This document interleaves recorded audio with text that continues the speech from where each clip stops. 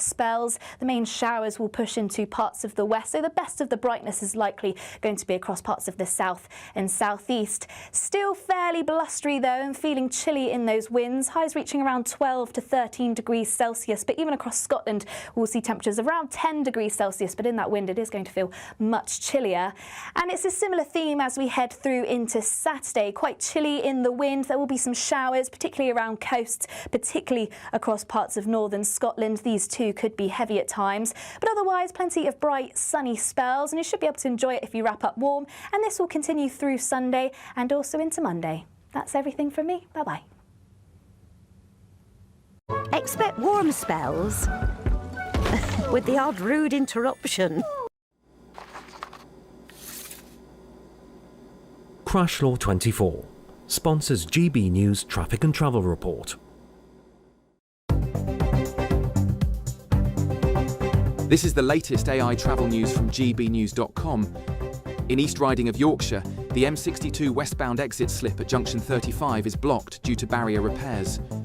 In Knowsley, the M62 westbound exit slip at junction 6 is closed. Near Derbyshire, roadworks on the A38 southbound between the A50 and A5132 cause lane restrictions. Worcestershire has heavy delays on the M5 northbound between junctions 5 and 4A, with 3 lanes blocked. Gloucestershire has a full closure on the M5 northbound at junction 13 due to roadworks. For more travel news, go to gbnews.com. Crash Law 24 sponsors GB News Traffic and Travel Report. There's 2 weeks remaining in our latest, greatest giveaway. You could be in the driving seat of this Benamar Primera motorhome. This luxurious home from home comes with all the mod cons. Plus, you can use it with your current driving licence. We'll also boost your bank account with a whopping £30,000 in tax-free cash to spend on anything you like. It only takes one entry to become a winner. For another chance to win, text WIN to 63225. One entry costs £2.50 plus one standard network rate message. Or text BONUS to 63225. 5 entries cost £5 plus one standard network rate message. Go to gbnews.com/win. Entries start at £2.50. Call 0903 686 3232. Calls cost £2.50 plus your network access charge. Or post your name and number to GB16 PO Box 8690 Derby DE1 9TT. UK only. Entrance must be 18 or over. Lines close at 4 p.m. on the 31st of October. Please check the closing time if listening or watching on demand. From the school run to the home run, watch a new show for all of Britain. He can say whatever he wants. A straight-talking show where all voices are heard. And, you know, when are we going to stop talking about smashing the gangs and actually do it? With the stories that matter from every part of our country. There's a bit of a crash landing there for your Chancellor. Bold, fearless and standing up for you. That's me, Martin Daubney, 3 p.m. till 6 p.m, weekdays, here only on GB News. The People's Channel, Britain's news channel. Westminster's full of talk, but out here, it's the real world. Am I allowed to talk then? No, that's it. This is where it matters, real people and real lives. That's what politics is all about. In fact, has Trump made a good start? No. Straight answers, no spin, and just a couple of pints. How many fingers have I got up? About 10. So join me for Lee Anderson's Real World every Friday at 7 p.m, only on GB News. The People's Channel, Britain's news channel.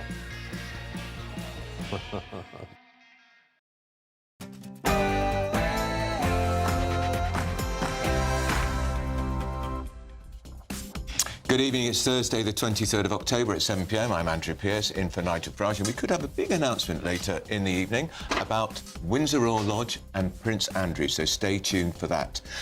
Now, coming up, the government's grooming gang inquiry has dealt another blow as a 5th survivor has quit the victims panel. Pressure is mounting on the safeguarding minister, Jess Phillips, as more victims say they've lost faith in her ability to lead the inquiry. Can she hang on? Should she? So Tony Blair, do you remember him? He was Labour's most successful Prime Minister. He's split from the Labour government for the second time in a matter of days. This time he's calling them to rethink their flagship net zero policy. He wants them to cut our energy bills. That would be nice. Plus, Soldier F is found not guilty over the Bloody Sunday killings. We're asking, should the government now drop its plans to scrap immunity for all the veterans of the Troubles? And I'm going to be joined by an Israeli professor who's been subjected to a campaign of harassment, put it mildly, by radical pro-Palestinian students, which has escalated to threats of beheading. Are we doing enough to tackle anti-Semitism on our campuses? Now we're going to go to the news headlines with Tatiana Sanchez.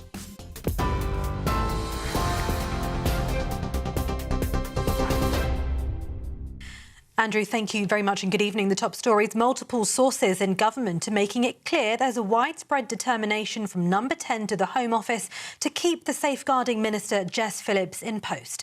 A government source says it could take months to find a chair for the National Grooming Gangs inquiry. Ms Phillips has come under sustained pressure after 5 members of the survivors panel of the Grooming Gang inquiry quit and said they'd only rejoin it if the minister was replaced. Since then, another 5 abuse survivors have written to the Prime Minister to say they'll only continue to work with the inquiry if Ms Phillips keeps her job. Sir Keir Starmer announced a national inquiry into the sexual exploitation of children by grooming gangs in England and Wales in June. A former British paratrooper known only as Soldier F has been found not guilty of 2 murders and 5 attempted murders on Bloody Sunday in Londonderry. Judge Patrick Lynch ruled the evidence fell well short of what was needed to convict. 13 people were killed when soldiers opened fire on a civil rights march in 1972, one of the darkest days of the Troubles. Downing Street says the not guilty verdict was an example of the complex legacy of the Troubles, which affected so many families and communities across the UK. The government says a migrant who re-entered the UK after being deported to France will be sent back again and again if he keeps returning. Ministers insist the case proves the UK-France one-in, one-out deal is working, saying the man paid smugglers twice to cross the Channel and will now be deported twice. It comes as small boat arrivals this year surpassed last year's total, with more than 36,950 migrants crossing the Channel so far. Home Secretary Shabana Mahmood says the figures are shameful and that the government must go further and faster to restore control of Britain's borders. Meanwhile, the Home Secretary has admitted the Home Office is not yet fit for purpose after a damning internal review described it as dysfunctional and riddled with defeatism. Shabana Mahmood says the department was set up to fail under the previous government, but insists reforms are now underway to rebuild it so it delivers for the country. The report, written for Suella Braverman by former advisor Nick Timothy, found major failings in tackling immigration, crime and small boat crossings, blaming outdated systems and a culture resistant to border control. Ms Mahmood says she's working to transform the Home Office from failure to function. And King Charles has made history, becoming the first head of the Church of England to pray publicly with the Pope. The King and Queen met Pope Leo for the first time at the Vatican, before joining him for a service in the Sistine Chapel, nearly 500 years after England split from Rome. The palace hopes the focus will remain what they say is a powerful moment of unity between the two churches, amid continued scrutiny over the scandal surrounding Prince Andrew. Those are the latest GB News headlines. For now, it's back to Andrew. Take the GB News family with you on any device. As long as you have an internet connection, tune into GB News anywhere on the planet or beyond.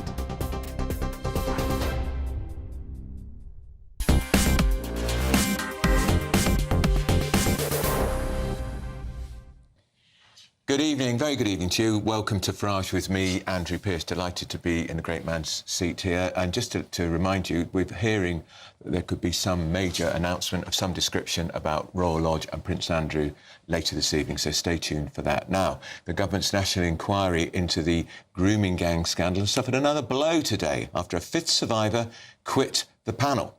4 other survivors who resigned earlier this week as advisors to the inquiry issued a statement calling for the safeguarding minister, Jess Phillips, to step down. They accused her of betraying victims by widening the scope of the investigations. Phillips offered an emotional defence of herself in the Commons. But the fact of the matter is that there is absolutely no council in this country who will tell this inquiry where it can and cannot go. I have said that 1,000,000 times from this dispatch box, and yet the same thing gets peddled again and again. Tone, Minister, tone. It's all about tone. And yesterday, the Prime Minister rejected calls for her resignation, instead throwing his full support behind his embattled minister. Safeguarding Minister, I think, has probably more experience than any other person in this House in dealing with violence against women and girls. Just remind you, of course, that it's the same Prime Minister who defended Angela Rayner from the dispatch box, and she was gone 48 hours later. Defended Peter Mandelson as ambassador to Washington from the same dispatch box. He was gone 24 hours later. Now, in a new twist today, 5 survivors have written to Sir Keir Starmer and the Home Secretary Shabana Mahmood to say they back Jess Phillips and will only continue working with the inquiry if she remains in post. So is there a way to revive this faltering inquiry? Well, joining me to discuss this is grooming gang survivor Jade. Jade, good evening to you. Hiya. This is a complete mess. The Prime Minister announced this inquiry, which, of course, we know initially he didn't want 4 months ago. 4 or 5 survivors have walked away from it. 5 are saying they'll walk away from it if Jess Phillips is sacked. No sign of a chairman being appointed. How do you feel about this, Jade? It just angers me. I really don't understand why it's taken them so long to do anything about it. It's been going on for absolute years. And Jess Phillips, she needs to go. She needs to go. We're not going to get anywhere with this, with her. Jade, why do you say she has to go? Was it the tone she adopted in the Commons the other day? Yeah, I've sat in the House of Lords with her in a room speaking about our experiences, and she just sat there looking at her phone with a smirk on her face and wanted to walk away. Yeah, and as soon as we started expressing our emotions and got a little bit angry, she just wanted to walk away. We didn't let her, but she wanted to.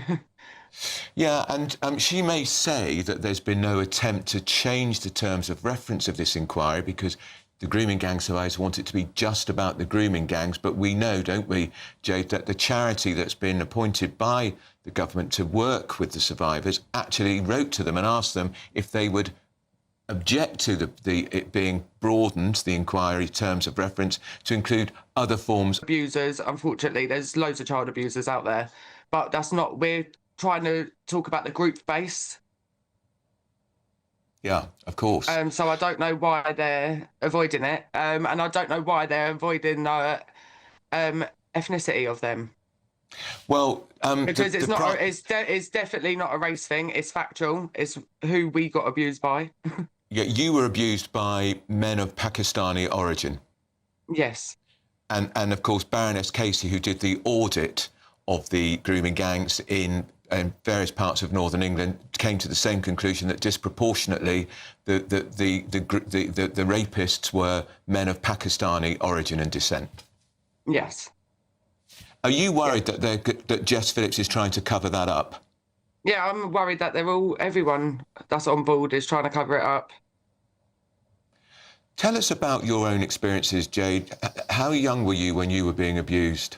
I was 14 when it started.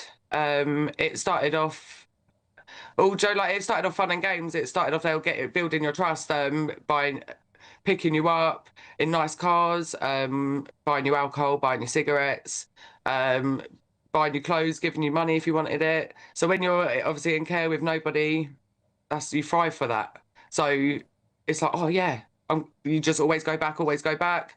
And then a month into it, they'll claim to be your partner. And then that's where it all starts. Oh yeah, it's just horrible, sorry. Of course. And what part of the country were you living in, Jade, when you were in care? High Wycombe. Right. And being in care, these men showed you friendship, so yeah, so you reached out to them. Yeah, you thrive for that when you've got nobody, and you're getting attention. You're getting all the attention that you're wanting off of loved ones. So obviously you just go. And yeah, it's just horrible. They basically pass you along to your family, like to their family. They bring people over from Pakistan and make you sleep with them. I've been in the middle of nowhere and needed to get home, and to get home you have to sleep with everyone, otherwise you get beaten up. I've been approached by cars and said that no, I'm not getting in your car, and I've been beaten up. So the next time I get approached, I just get in the car. I've had, unfortunately, 7 men take it in turns on me in a taxi base. I was that drunk, throwing up in the toilet. Yeah, that was going on for about 2 years, near enough every day. If not every day, every weekend, it varied. And then I got put on child protection all the time because I was high risk of sexual exploitation. And then the last time I got put on it, 18 days after I got arrested for inciting sexual activity. So the police made you out to be the one who was breaking the law, even though you were clearly the victim.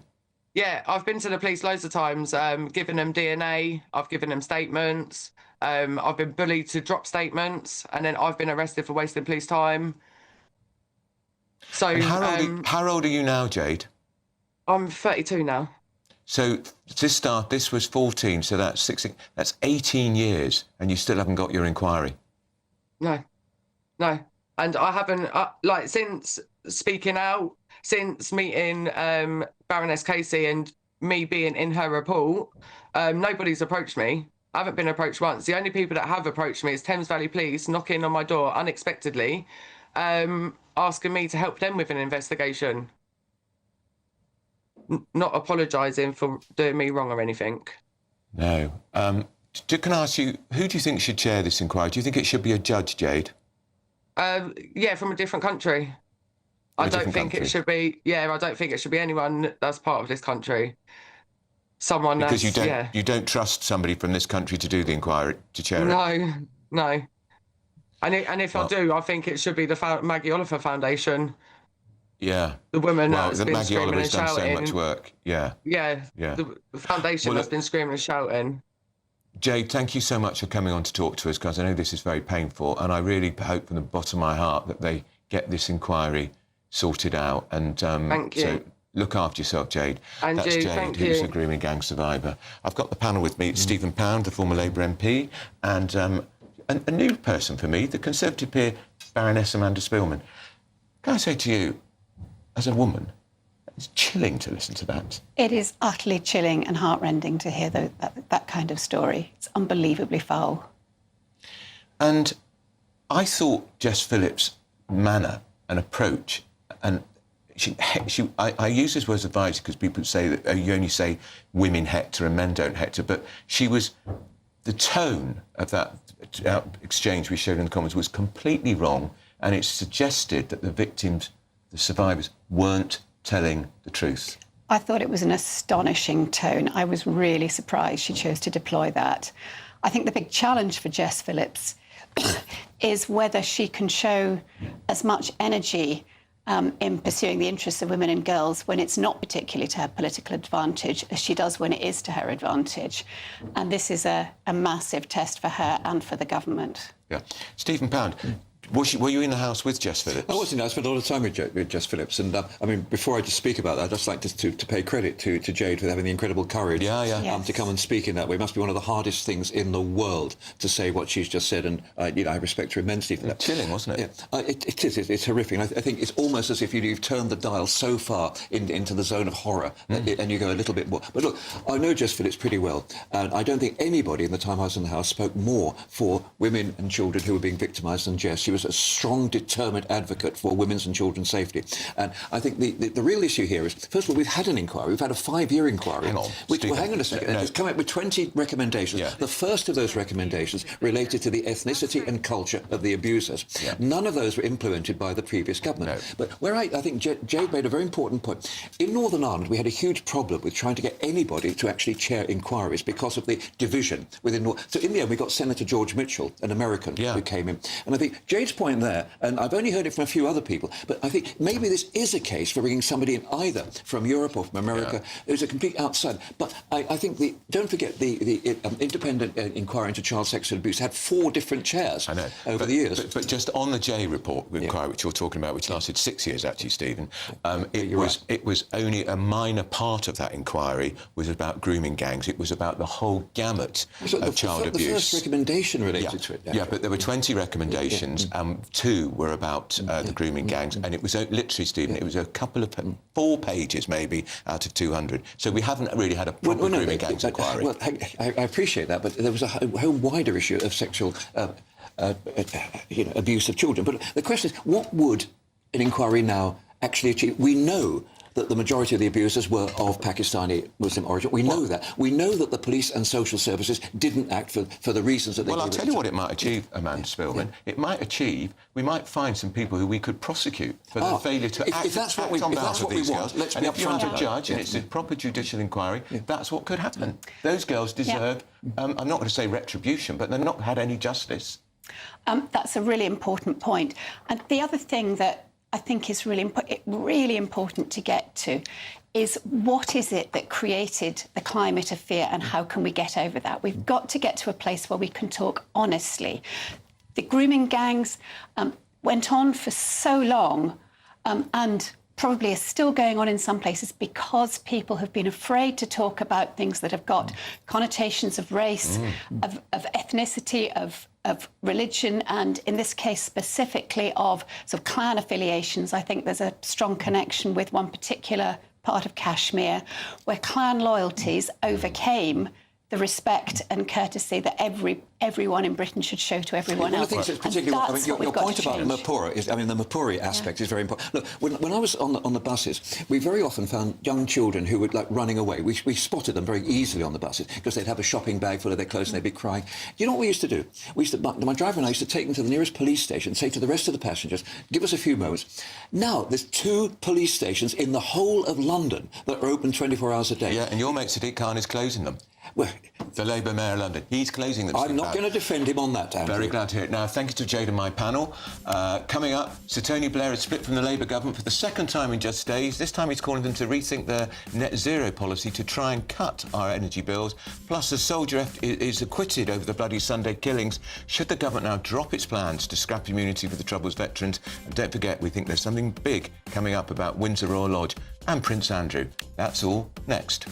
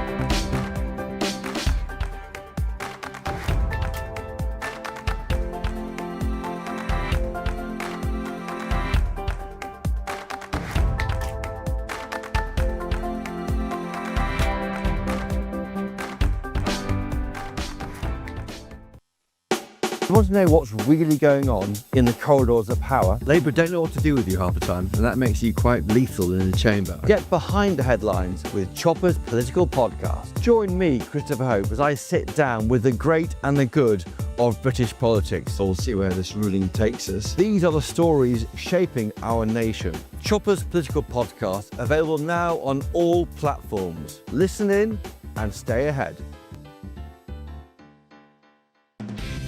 Decisions made in Washington aren't just shaping America, they're shaping Britain too.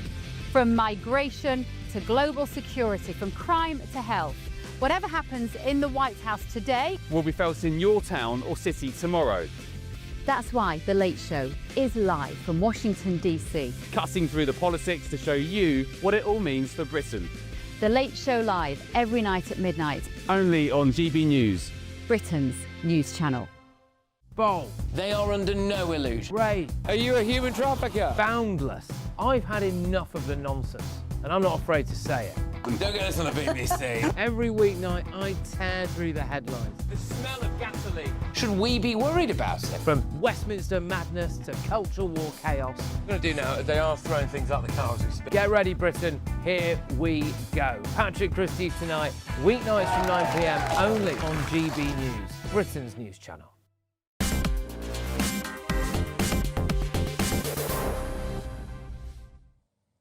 Welcome back to Farage with me, Andrew Pearce. Now, the former Prime Minister, Sir Tony Blair, has launched an attack on his own government's net zero agenda. In damning reports, his think tank, the Tony Blair Institute, has called for the government to ditch its flagship 2030 clean power target. Instead, he's saying they should focus on making electricity cheaper. Hurrah for that! To persuade Brits to use more gas. It comes just days after Blair put himself at odds again with Sir Keir Starmer by arguing that the small boat migrants should be banned from claiming asylum. So what does all this red-on-red infighting mean? Well, let's ask you first, Stephen. You're Labour. Yeah. He's your former leader. He was rather successful. He won 3 elections. Yes, he was indeed. You know, and I wouldn't have had my 22 years in the House without him. But look, let's actually look down what he actually said. He entirely endorses the net zero policy, 100%. What he doesn't endorse is A, the 2030 argument that we've got to do, and secondly, there's not insufficient attention has been paid to the possibility of re-employing the people who were employed in the oil and gas industry. Now, that is the lesson that we've learned from the closure of the pits. You can close the pits, but you can't actually close the people who worked down. But what he is saying, that the rush to decarbonise the economy by 2030 means we will never be able to cut our bills. And remember, Labour promised in the election campaign our bills would be £300 a year less. They didn't quite say when. They're now talking about 2030, when I suspect they won't even be in government. Well, I mean, that's as may be, I don't know. But, I mean, the fact is that the regulator has actually reduced the unit cost, but nobody could have guessed. No, we're paying £185 more a year for our electricity. Nobody could have anticipated the Ukraine war. Nobody could have anticipated... No, come on, this is not just blaming the past. I don't remember Labour saying that when the Tories were struggling with high energy bills. I don't remember Labour saying that when the Tories were struggling with high energy bills. Well, I'm sorry, oddly enough, we did when OPEC put up the oil prices, exactly what we said. You remember the OPEC... No, you're probably too young. But... I do, and the sheikh, it was called Sheikh Yamani. Yeah.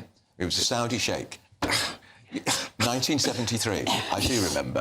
Thank you. I give up. Even though I was a wee boy.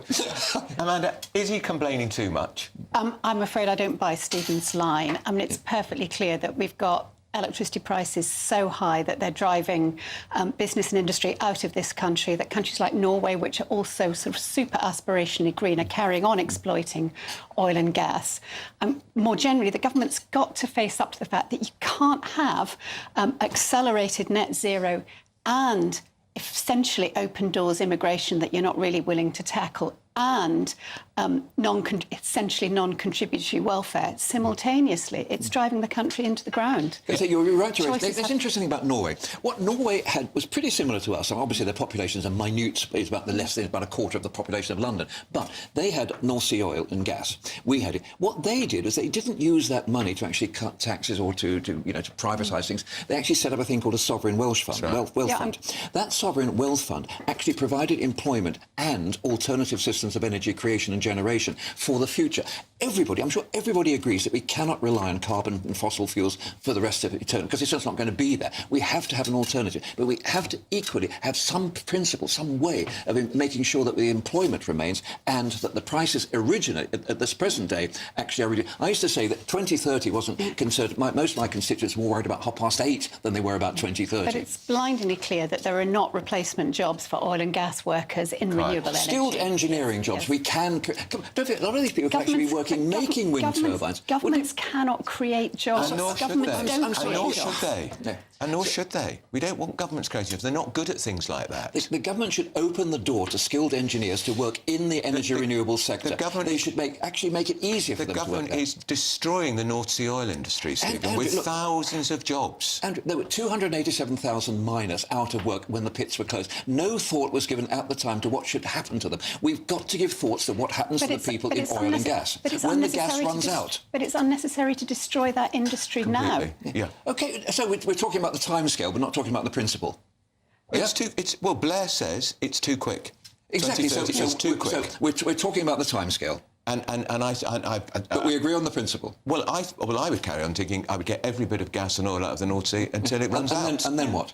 Well, then we are experimenting. We are developing our alternatives, aren't we? Precisely. But there's a huge difference between doing it in a sort of 10-year timeline and doing it in a 50-year timeline. I agree. And why destroy an industry? But we're arguing about the diary there. But let me ask you, what is Blair up to? This is the third attack on the government in a week, because it was asylum seekers they shouldn't be able to claim asylum if they cross the channel. I agree with him on that. He also said about we should be cutting taxes, not raising them. Chancellor Reid is going to raise taxes in the budget. Well, we don't know. What's he going on about? Why has he fallen out with Starmer? What's it about? He's not fallen out. Of course he has. He's ploughing his own furrow. He always has. Tony Blair's a man with a considerable political brain and a very, very good sense of what the country wants and needs. He's proved that with 3 elections. I think what he's doing now is simply stating what he believes. I rather like a person who says what they believe, even if I don't necessarily always agree. Happy in number 10, do you? I wouldn't think so. But they're trying to ride 3 horses simultaneously, and you can't ride 3 horses. There's some choices. Well, Charles Kennedy used to say, if you can't ride 3 horses simultaneously, you shouldn't be in the circus. Right. But yeah, and of course, you'd be a very good member of the circus, Stephen. Very good at clowning, I would have said. Now, we will low blow. Now, well, yeah. So I'm Andrew Pearce in for Nigel Farage. Next, I'm going to be joined by an Israeli professor who's been threatened with beheading by radical pro-Palestinian students. I'm asking, is enough being done to tackle anti-Semitism on our campuses? Clearly not.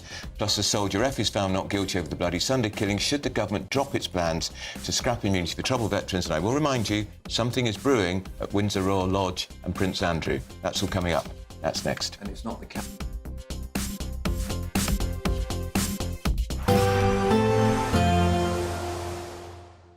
Can't wait to get in that sea. Lovely and warm. Just like the feeling of having great travel insurance. All Clear Travel Insurance sponsors GBNews Travel Destinations Forecast. The weather's looking quite mixed across southern parts of Europe as we go through tomorrow. Yes, there will be some dry, sunny and rather warm weather, but also heavy rain in places too. A band of rain pushing across parts of Portugal and into central Spain. Meanwhile, across France, feeding into Italy and also further east, there's some heavy thundery rain, and this could build up in terms of rainfall totals, enough to cause some impacts in a few places. Looking a bit drier and brighter as we head into next week, though. All Clear Travel Insurance sponsors GBNews Travel Destinations Forecast. Hello there, good evening. Welcome to your GB News weather update from the Met Office. Over the coming days, there will be some spells of rain at times, likely remaining quite windy, and it's those brisk northerly winds that are going to make things feel cold, particularly as we head towards the weekend. For this evening, though, low pressure dominating, situated to the northwest and also the southeast, maintaining that brisk northerly wind, so it is going to continue to feel chilly as we head through this evening and overnight. There will be some showers at times, particularly across eastern and western coasts. These could be heavy, perhaps with some hail and thunder, but many inland areas should remain mostly dry. Plenty of clear skies across central and southern England, so feeling chilly here, but particularly where we catch that brisk wind, it is going to be feeling cold as we progress through into Friday. Now, it's going to be a much brighter start across central and southeastern England as we head through tomorrow. Still quite cloudy across the west, plenty of showers moving through here. Also quite cloudy across Northern Ireland, northwest England. Some of these showers could continue to be heavy with some hail and thunder, and a decent amount of cloud across Scotland too. Some showers, particularly across the northeast of Scotland. This will merge into quite persistent areas of rain through the course of Friday. So quite a wet end to the week across eastern areas of Scotland, but elsewhere we'll see a mix of showers. Also some brighter spells. The main showers will push into parts of the west, so the best of the brightness is likely going to be across parts of the south and southeast. Still fairly blustery though, and feeling chilly in those winds. Highs reaching around 12 to 13 degrees Celsius, but even across Scotland we'll see temperatures around 10 degrees Celsius, but in that wind it is going to feel much chillier. And it's a similar theme as we head through into Saturday. Quite chilly in the wind. There will be some showers, particularly around coasts, particularly across parts of northern Scotland. These too could be heavy at times, but otherwise plenty of bright sunny spells, and you should be able to enjoy it if you wrap up warm, and this will continue through Sunday and also into Monday. That's everything from me. Bye bye. Hi, I'm Michelle Dewberry, and my show is your opportunity to cut through all the noise and dive in headfirst to some robust debates. Ideas clash. Situation, isn't it? No, Because the failure is you're deliberately avoiding my point. Nothing's held back, And if you think this is the end of it, wait for more. and we do not shy away from the difficult stuff. Sometimes I want to shake people and say, if only you understood. So join me on Jubes & Co. weeknights at 6 p.m, only on GB News, Britain's news channel. From the school run to the home run, watch a new show for all of Britain. So he can say whatever he wants. A straight-talking show where all voices are heard. And, you know, when are we going to stop talking about smashing the gangs and actually do it? With the stories that matter from every part of our country. There's a bit of a crash landing there for your Chancellor. Bold, fearless and standing up for you. That's me, Martin Daubney, 3 p.m. till 6 p.m, weekdays, here only on GB News. The People's Channel, Britain's news channel.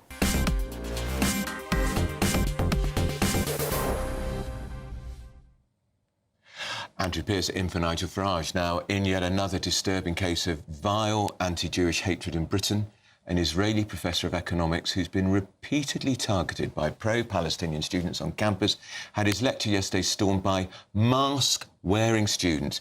Just have a listen to this.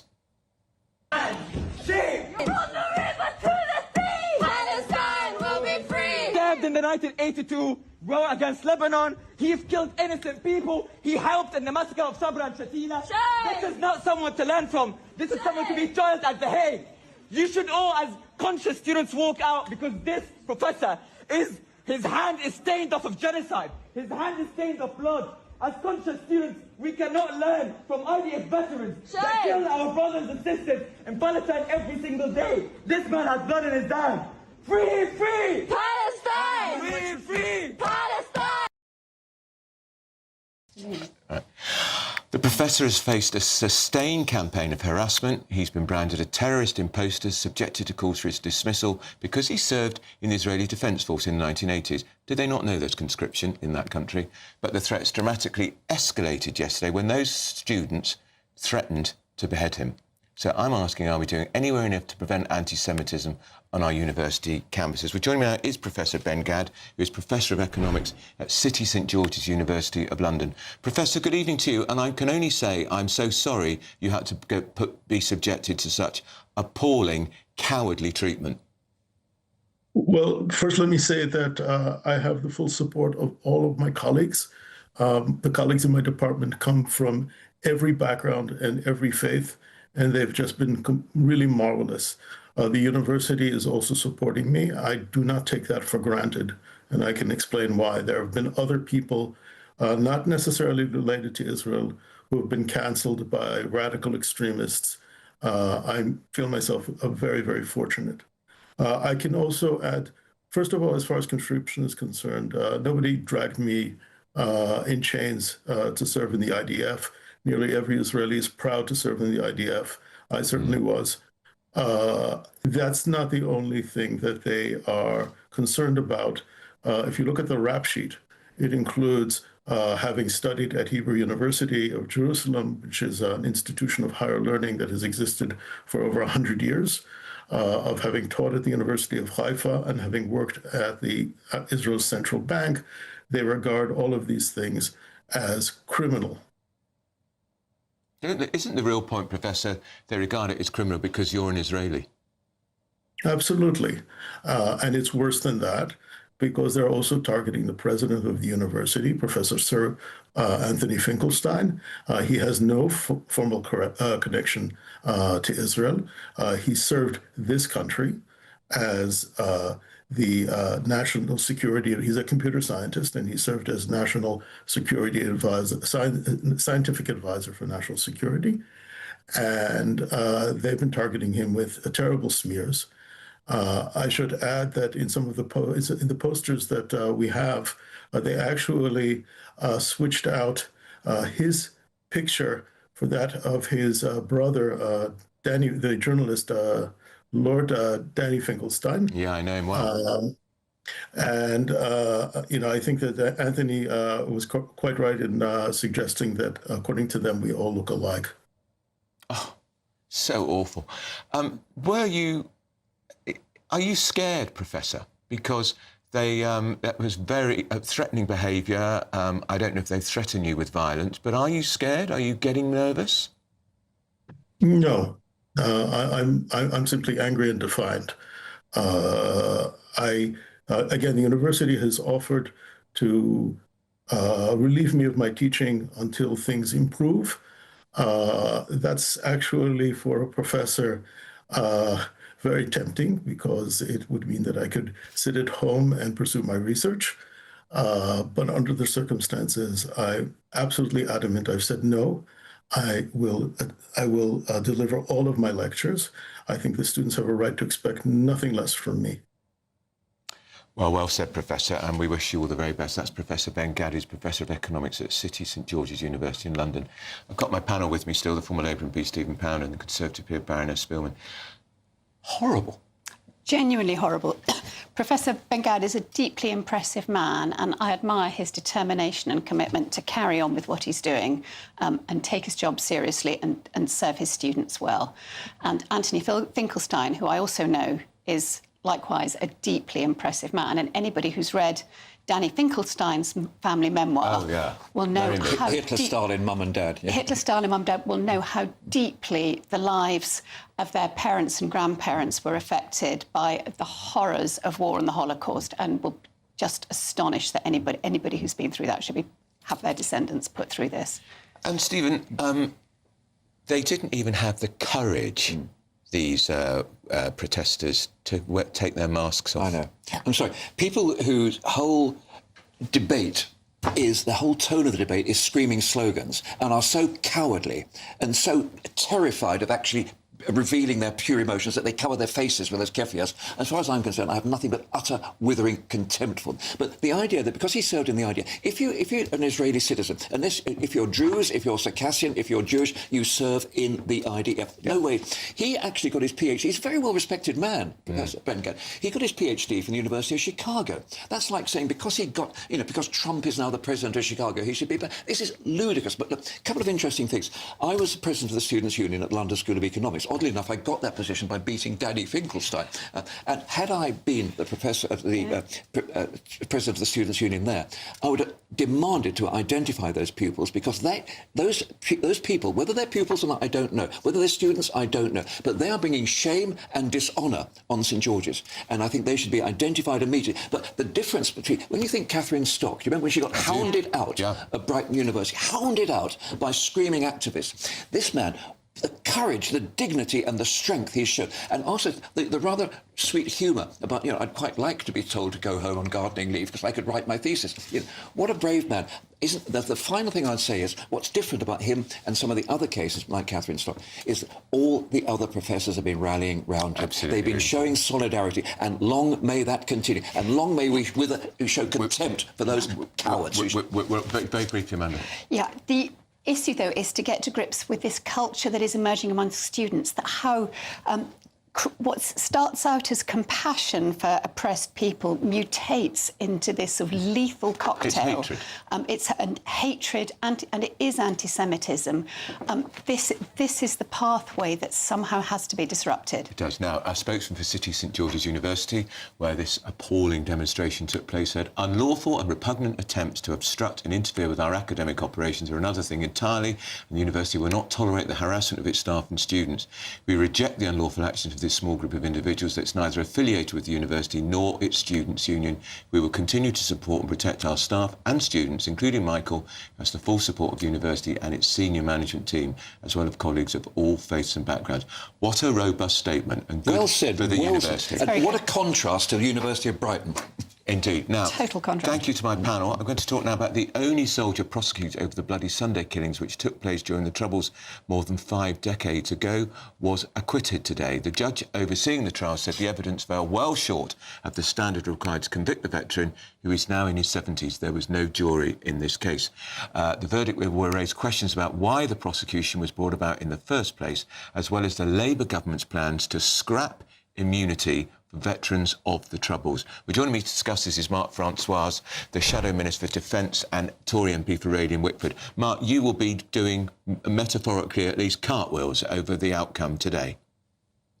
Well, Andrew, I'm mindful of the pain felt by all of those, who lost people in the Troubles by, on both sides of the argument, as it were.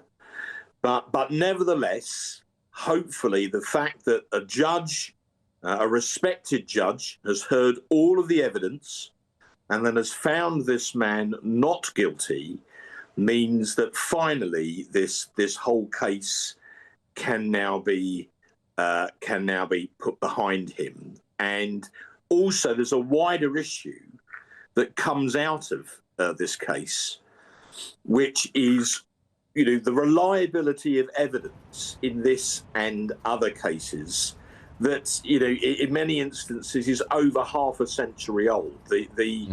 As you said quite rightly, Judge Patrick Lynch Casey said the evidence fell well short of the standard required for a successful prosecution, which of course is beyond reasonable doubt. So I think now the government have to think very carefully about whether they want to press on with their so-called Troubles Bill, which would allow more cases of this kind, given the evident weaknesses that were exposed in this trial. Yeah, and this soldier is in his 70s. People's memories fade. And also, Mark, we talked about this before, the terrible fact that these soldiers face potential prosecution, but because of Blair's deal, which was an admirable deal to solve the Northern Ireland problem, the IRA thugs, killers and murderers got comfort letters, so they cannot be prosecuted. Well, our veterans will be very quick to tell you, they had no so-called letters of comfort. And one of the reasons that many of them feel so strongly about what Labour are proposing is that they suspect, quite rightly, that all of the attention will be placed on them because obviously the army kept records in a way which the IRA did not, and that in effect, most attempted prosecutions would be aimed at them. And we're talking about some people, Andrew, who are even Chelsea pensioners, for goodness sake. And these would be aimed at them and not at the terrorists. And our Legacy Act was designed to try and draw a line under this to help the communities in Northern Ireland to move on. It's important to make this point. Because of the sensitivities around the Bloody Sunday, the Legacy Act was drafted in a way that would still allow this case to go ahead so that it could be brought to a definitive conclusion. Are you with me? But the judge, having looked at it, having looked at all the evidence, decided, as I say, it fell well short of the standard required for a prosecution. So one, hopefully we can move on from that particular case. But two, I really believe the government would now be well advised to pause, to reflect, and then hopefully to drop their very misguided Troubles Bill. So thus removing the sword of Damocles from the heads of many of these men in their 70s and 80s, whom, this is really important, without their brave service, there'd never have been any Good Friday Agreement in the first place. So the government should learn from what's just happened and drop their Troubles Bill. All right, Mark, thank you for that. That's Mark Francois, the Shadow Minister of Defence and Tory MP for Reading Whitford. Now, coming up, shocking new figures show thefts and shoplifting have increased exponentially in the last year. Is crime out of control? I think we know the answer to that.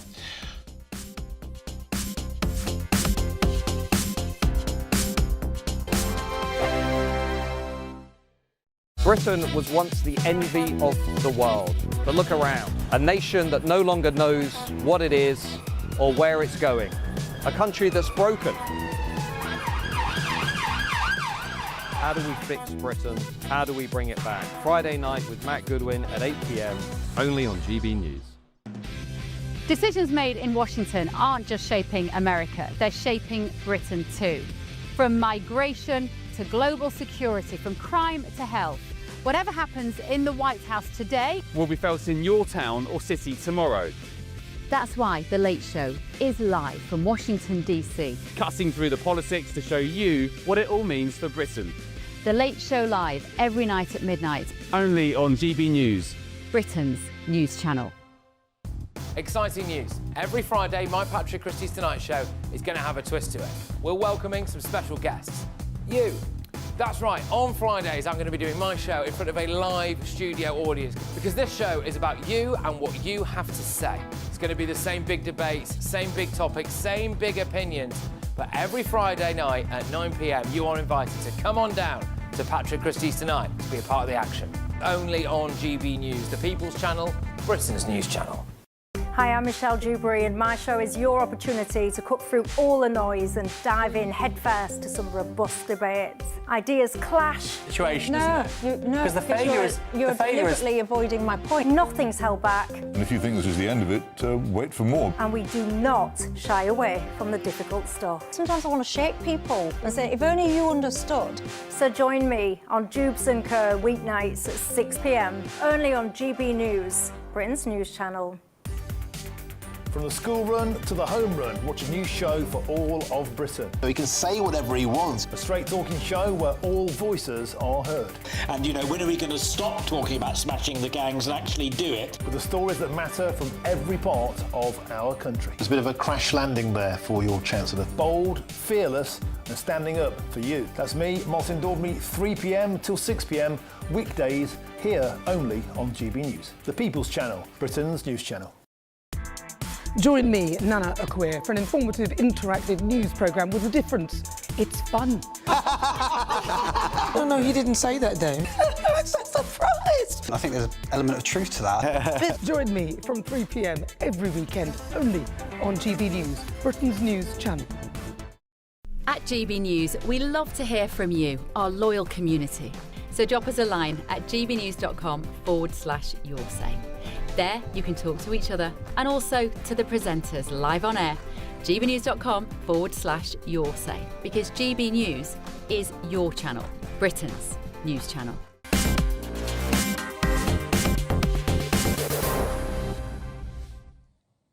Welcome back to Farage. Now, shoplifting and theft are spiralling according to official figures released today. In the past year alone, shoplifting is up 13%, with more than 500,000 offences recorded, and robberies targeting businesses soared by 55%. Police numbers, meanwhile, are falling, down by more than 1,300 officers in the past year. And it comes as Labour's sentencing reforms mean tens of thousands of criminals being let out early after serving just half their sentences. Has Britain become a soft touch for criminals? Well, I think you might know what I think about that. I'm joined in the studio by the former Scotland Yard detective, Peter Blexley. And we've still got our panel, the former Labour MP, Stephen Pound, and the Conservative MP, Baroness Spillman. Peter, these figures are terrible. The answer to your question is a resounding yes, unfortunately. We are slipping increasingly and rather rapidly towards becoming so lawless that it affects almost every corner of the nation. There was a time when some of the lovelier places that we like to visit in the UK were untouched by crime, but now drugs are freely available, the length and breadth of the nation, and crime is spilling over. Apart from the big cities where it's rife, it's spilling into those other parts. It's a blight on our nation. Not only does it create millions of victims, the reputation of the nation across the world is being severely damaged, and that in turn must affect investment in business, tourism and the such like. The whole criminal justice system is in disarray, and somebody really needs to get a very firm grip. If you were in charge, what would be the most important change to try to arrest this crisis and the great... I mean, more bobbies on the beat? Is it as simple as that? Well, it is a numbers game to a certain extent. I was in Rome recently and surprised by how safe I felt there. Then I did my research. Italy has half the amount of crime we've got. It's got double the amount of law enforcement officers that we've got. Yes, well, not all of them, but many. Yeah. So there is a correlation there.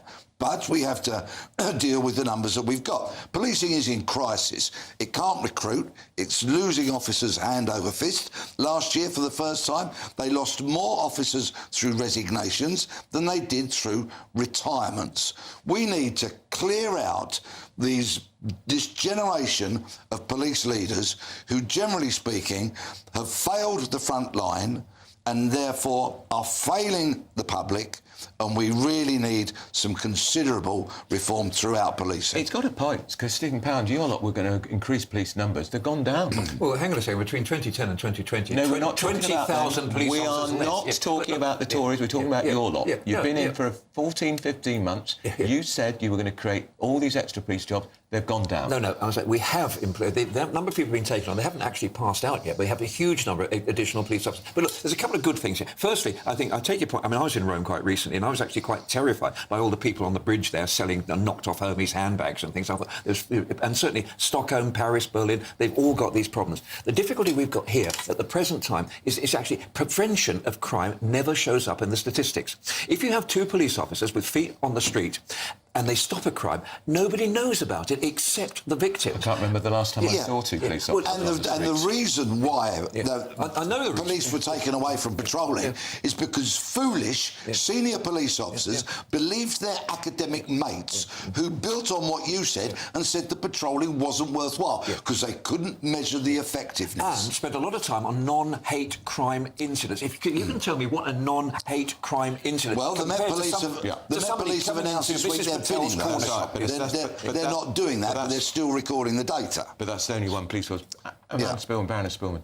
Yeah, it's clear that the police have got sidetracked into policing our thoughts and to proving themselves to be more virtuous than anyone else by adhering to every conceivable sort of equality policy to the utmost. We do need to think broken windows, to think about tackling the shoplifting for starters. Once people see that small thefts go unpunished, it encourages and enables. We've got to get back to a place where police action is the norm. On behalf of the policing front line, if I may speak for them, thank you very much indeed. The Metropolitan Police did have a big PR exercise in the last few days about how they were tackling shoplifting. They launched a big operation. But this shouldn't be the subject of a big operation. This should be their daily bread, that they are doing shift after shift, day after day, out there, arresting people, charging them. But then, of course, the jails are... we're releasing people from the prisons. The courts have got backlogs as long as your arm. The whole criminal justice system is in crisis, and it really needs to be addressed. All right, Peter Blexley, Baroness Spillman, and what's your name, Poundy? Stephen Pound. Just teasing.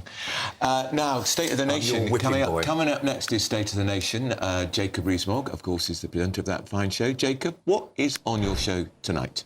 Well, all sorts of goodies. There are rumours we may have a special guest. We could get either the King or Donald Trump live at 8 o'clock. You never know your luck. But in the absence of that, we're going to be talking about Jess Phillips and Keir Starmer and how Keir Starmer just hangs his junior ministers out to dry. He's the one who's responsible. Downing Street takes the policy decisions and junior ministers are then left swinging in the wind. It's a very bad way to behave. Jess Phillips is on the side of victims and always has been. Keir Starmer is a terrible old ditherer. So we're going to be talking about that, and we're going to be talking about this job that's been offered of £180,000 a year to teach people to speak properly. And I thought I could do a Henry Higgins act for £180,000 a year if wanted. Yeah, I think you'd be very good at it. I saw that, Joe. I don't think I'd be any good, though, Jay, because you've got to know about sport. That's not me.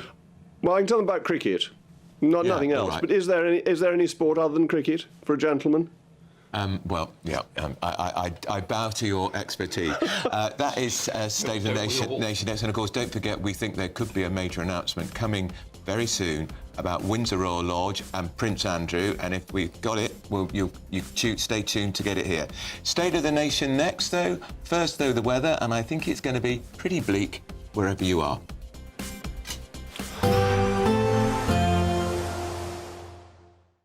Expect warm spells with the odd rude interruption. Box Boilers sponsors the weather on GB News. Hello there, good evening. Welcome to your GB News weather update from the Met Office. Over the coming days, there will be some spells of rain at times, likely remaining quite windy, and it's those brisk northerly winds that are going to make things feel cold, particularly as we head towards the weekend. For this evening, though, low pressure dominating, situated to the northwest and also the southeast, maintaining that brisk northerly wind, so it is going to continue to feel chilly as we head through this evening and overnight. There will be some showers at times, particularly across eastern and western coasts. These could be heavy, perhaps with some hail and thunder, but many inland areas should remain mostly dry. dry, plenty of clear skies across central and southern England. So feeling chilly here,